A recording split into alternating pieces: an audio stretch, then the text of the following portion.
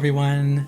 Welcome back to the 4th episode of The History of K-Pop Season 1, where we have been taking a trip back in time to take a look at the fundamentals of what we know and love called K-Pop. I hope you guys are all caught up on the previous episodes of this nowhere to be found K-Pop content, because what we'll be exploring in today's video will also be one of a kind.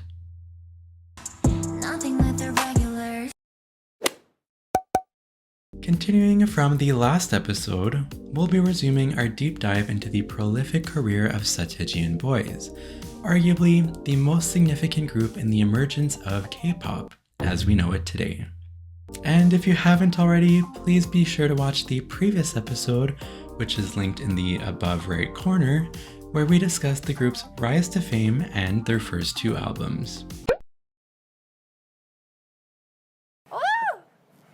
That was a fake. Yes. Now, for those of you who are all caught up, today I'll be covering their promotion for their last 2 albums, as well as briefly taking a look at their album sales figures. I feel like that spoils our next episode a little bit, but oh well. As we saw during the last episode, their first 2 albums contributed to shifting the paradigm of the Korean music industry. Now, we're going to look at a different legacy left by the group's 3rd and 4th album promotions. It's bound to be another exciting ride, so without further ado, let's get right into it. Let's go! Alright, continuing with the album promotions as promised, or just like how this section is titled. Seo Taiji and Boys' 3rd album was titled 발해를 꿈꾸며. Hopefully I said that correctly.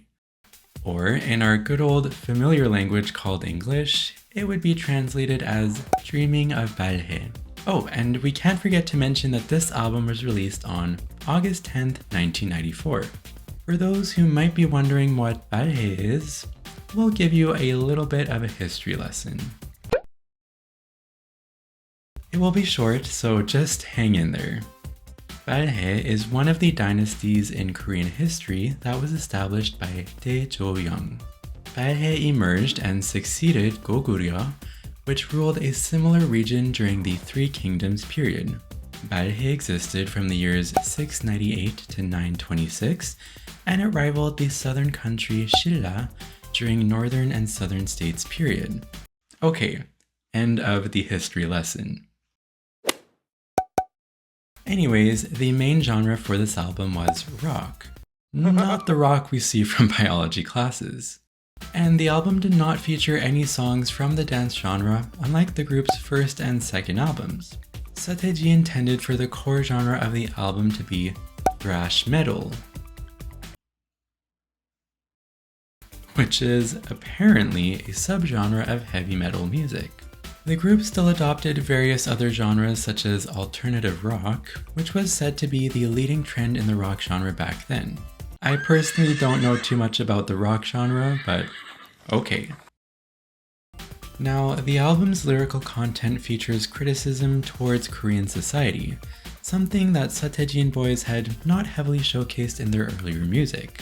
Overall, it is said that fans of the group have evaluated this album as having the best musicality, but due to many negative societal events at the time, which I won't get into, the album sales did not meet the number of sales from the previous 2 albums. But just because the sale figures for this album weren't as good as their previous albums, that does not mean this album did badly in terms of sales in absolute figures.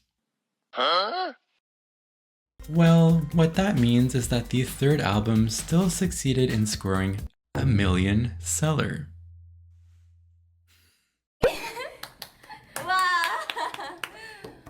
The album 발해를 꿈꾸며 featured 2 tracks that were promoted.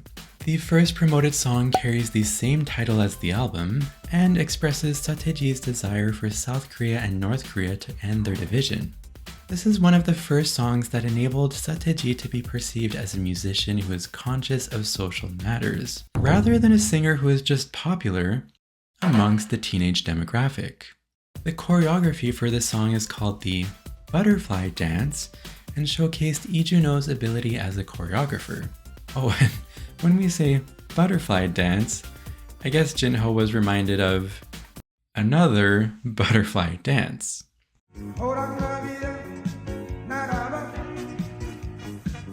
The music video for this song also carries some symbolic meaning, as it was filmed at the Korean Workers' Party headquarters located in Cheolwon, Gangwon Province.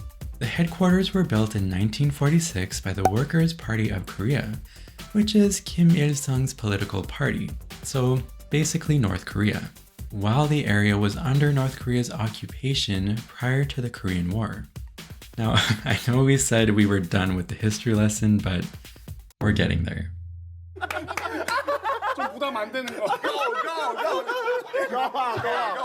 Being the only trace of North Korea that remained within South Korea from this period, it was the ideal location for Seo Taiji and Boys to film a music video containing Seo Taiji's message of desire for reunification. The key highlight of the music video comes towards the end, when a massive South Korean flag is hanging in the background. There is one other location that symbolizes division called Panmunjom, but filming would of course not be permitted there as it is a demilitarized zone. Yeah, you definitely don't want to be in there looking all foreign and out of place. But if anyone remembers some recent global news, you may know of this location, as it is where the highly publicized meeting between Kim Jong-un and Donald Trump took place. They ask you how you are, you just have to say that you're fine when you're not really fine, but you just can't get into it because they would never understand. The second promoted song from Seo Taiji and Boys' third album is titled Yoshil Idea, or Classroom Idea. The song directly criticizes the Korean education system, which is still considered a major issue within Korean society to this day. This message would continue to be delivered in songs by other artists, such as in H.O.T's 전사의 후회 and 열맞춰, and Jackskiss's Hagwon Byeolgok, not too long after Seo Taiji and Boys' song was released. Who knew old school K-pop was full of social commentary?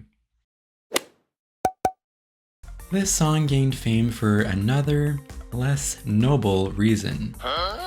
It caused the start of a rumor that Seo Taiji and Boys worshipped Satan in what is known as the 피가 모자라 incident, which translates to need more blood in English.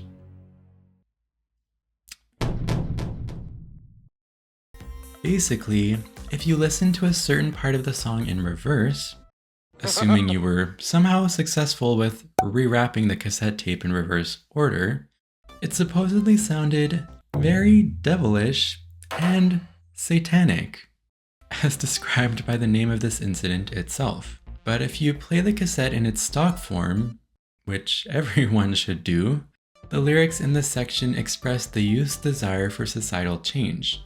And here's the lyric, in case you were curious.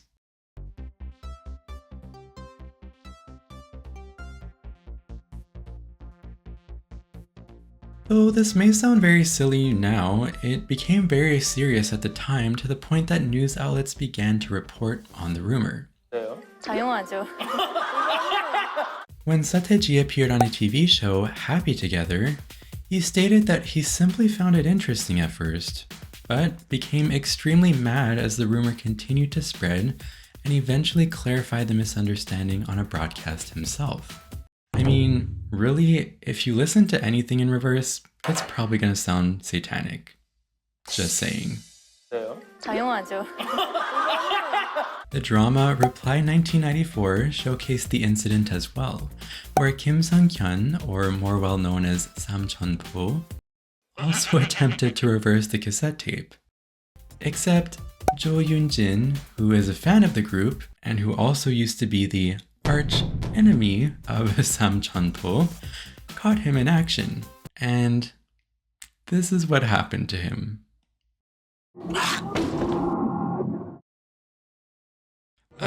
Yeah.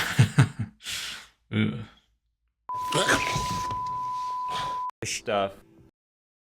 In comparison to Seo Taiji and Boys' first and second albums, this third album caused a lot of controversy due to the fact that it contained criticism towards Korean society.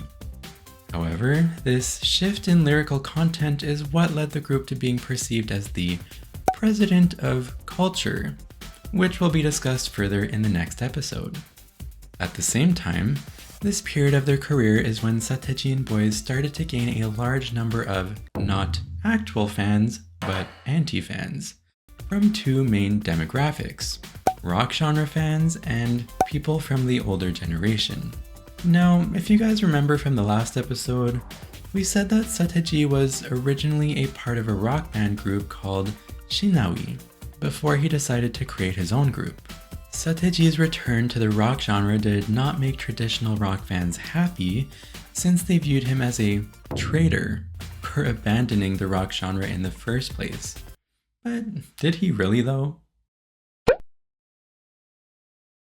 As for people from the older generation, they ultimately resented Seo and Boys for bringing up uncomfortable societal issues right to the surface. During their first two album promotions, the older generation did not enjoy the group's music style and the shift of the industry targeting teenagers, but that is as far as their dissatisfaction went. Though once Seo and Boys started criticizing society, it caused many disagreements and arguments to occur between the younger and older generations. I'd assume this is when the generation gap was the most apparent for people from back then. But do respect your elders. Now, this might sound like an odd thing while on a path that had nothing but success, but Seo expected the third album to be the group's last album, and thus thought of it as an opportunity for him to experiment with and attempt new things. This ultimately led YG and Lee Juno being somewhat left out of the production stage for this album, with the fourth and final album being more or less of an after party for the two dancers. Yeah, spoiler, the next album is the last album for the group. And another spoiler, the final album was also a massive hit.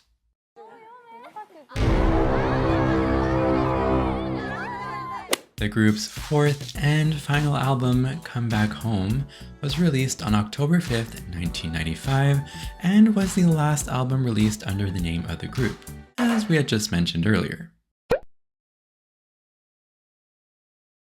This album allowed the group to demonstrate many changes in their fashion style and choreography, in addition to their musical style. Does anyone know when this group did not show many changes? Nope. The album had 3 promoted songs, including Pilsung, Shide Yugam, and Come Back Home, with the latter one being the most significant, hence why it's the name of this album. As the title song of the album, it won the 1996 MTV Asian Viewers' Choice Award, whatever that means, which suggests this song being one of the group's most popular songs worldwide. Come Back Home is said to be based on Seo's real experiences from grade 9 and would become another song that shook society. It is known as the first song to put what was referred to as gangster rap in the Korean music scene. After the song's release, many teens who had run away from their homes actually decided to return to their families, some of which had become famous business people in the interim. That is pretty darn cool if you ask me. And when we read the lyrics, it didn't directly tell people to go back home, but rather it gave people a hope of living a better life in the future despite various current struggles that were caused by themselves, their surroundings, and their society. In other words, not necessarily coming home literally, but longing for the sense of home. 다시 해볼까? 다시 해볼까? Here's a couple of interesting facts about this song. One is that it is the origin of Kang Ho-dong's older catchphrase, "Obsasong."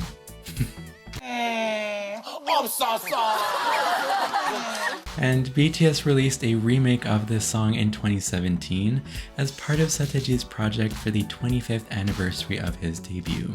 This album also contains a song named Goodbye, a title which, in hindsight, revealed Seotaeji's intention of discontinuing promotions as a group.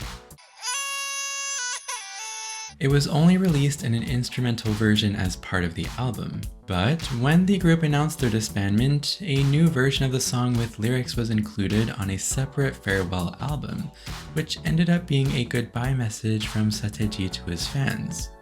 Well, it is sad, but I guess the group did say a proper goodbye to those who supported and loved them. In summary, Seo Taiji and Boys sold a lot of albums. So many. Really? So many? I need my toe to count on them.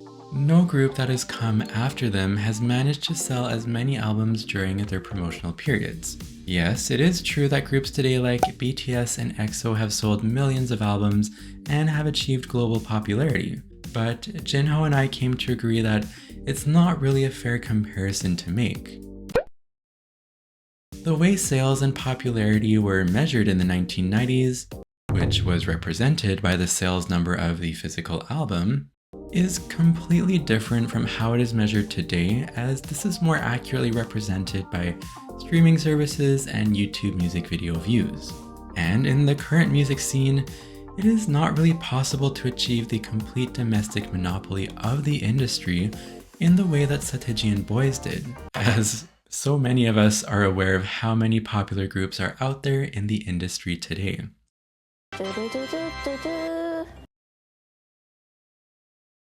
So, there are BTS, TWICE, NCT, Blackpink, ITZY, Stray Kids, TXT, aespa, and Oh My Girl.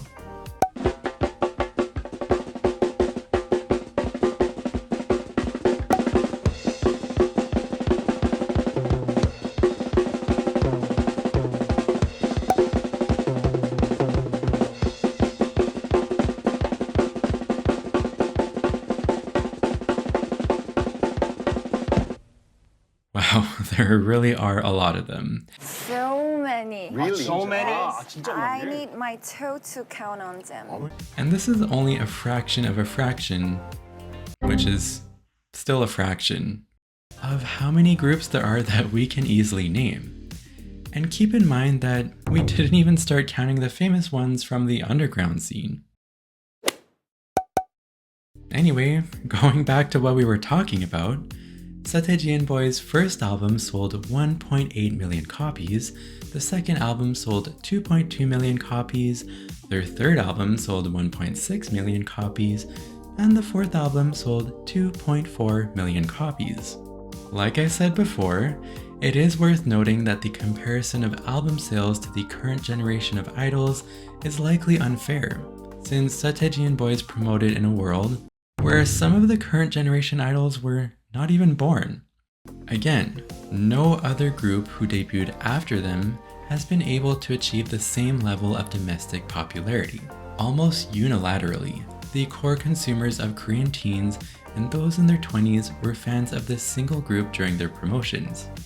Even groups like HOT, considered a very famous idol group at the time, could not manage to capture the undivided attention of the core consumer fans from this period, as there were also fans of other successful idol groups such as Jack's Kiss. And if you don't know these groups, don't worry, we might tell you some fun stories about them soon.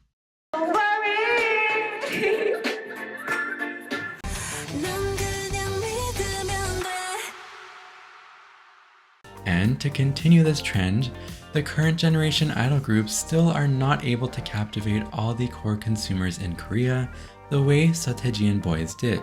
In fact, the market pie is being divided even more, to an extent where things might sound like a contrast ratio of an OLED panel.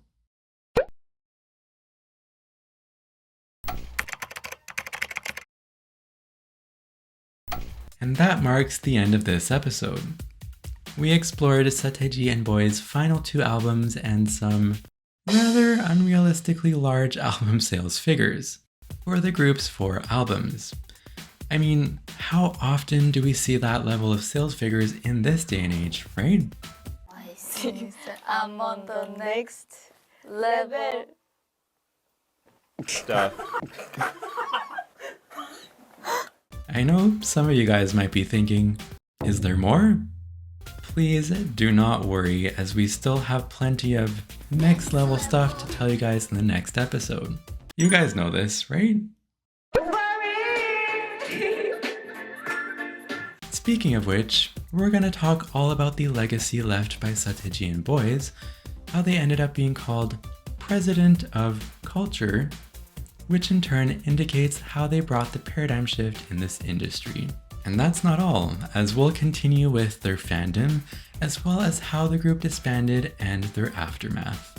Oh, actually, we have one more on the list. We'll also be taking a look at how foreign media perceived the legacy left by Seo Taiji and Boys, which I think a lot of us are curious about as well.